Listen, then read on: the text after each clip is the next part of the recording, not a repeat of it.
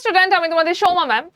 ব্যাংকের পরীক্ষায় রিজনিং এর ম্যাক্সিমাম প্রশ্ন আসে পাজল এবং সিটিং থেকে।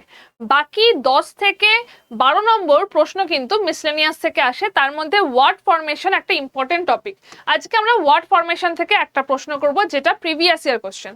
তোমাদেরকে একটা প্রশ্ন দেওয়া হয়েছে যে নেসেসিটি বলে যে ওয়ার্ডটা রয়েছে তার যদি ফার্স্ট লেটার, ফার্স্ট মানে যাচ্ছে এন, ফার্স্ট সেকেন্ড, সেকেন্ড যাচ্ছে ই, এন ই, তারপরে আসছে ফিফথ 1 2 3 4, এটা হয়ে গেল। ফিফথ হচ্ছে এস, এবং তারপরে আসছে এইট, এইট মানে যাচ্ছে 6 7 8 টি, N E S T.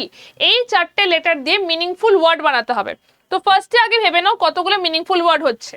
N E S T, এটাই তো একটা মিনিংফুল ওয়ার্ড হচ্ছে। নেস্ট, নেস্ট মানে হচ্ছে পাখির বাসা, এটাই একটা হচ্ছে। আরো একটা মিনিংফুল ওয়ার্ড আমি করতে পারি S E N T, cent, সেন্টও কিন্তু হতে পারে।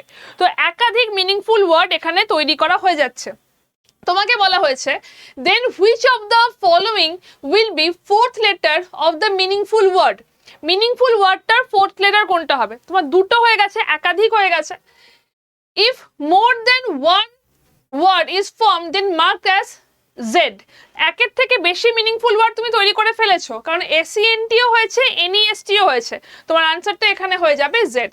এটা কিন্তু যাচ্ছে আইবিপিএস প্রিভিয়াস ইয়ার কোশ্চেন, এবং তোমাদের ব্যাংকের পরীক্ষায় এই ধরনের প্রশ্ন তোমরা অনেক পেতে পারো। তাই RT24 এর বেঙ্গলি চ্যানেলটাকে অবশ্যই ভাবে সাবস্ক্রাইব করে রাখো এই ধরনের ইম্পর্টেন্ট শর্টস আরো পাওয়ার জন্য।